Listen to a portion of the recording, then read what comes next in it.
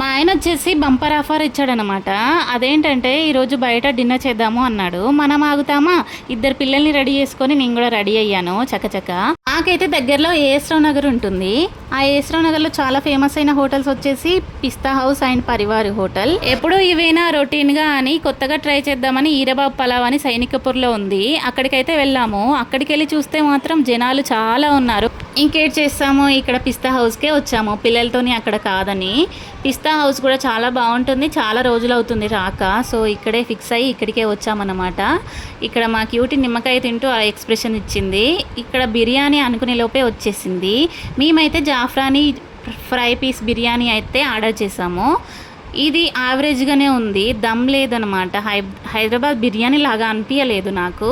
So ఎందుకంటే దమ్ బిర్యానీ కాదు కాబట్టి ఫస్ట్ అది చెప్పాము. తర్వాతకి సరిపోక సింగిల్ బిర్యానీ దమ్ బిర్యానీ చెప్పాము. అసలు మేము ఫస్టే ఇది చెప్పాల్సింది అని అనుకున్నాం అనమాట.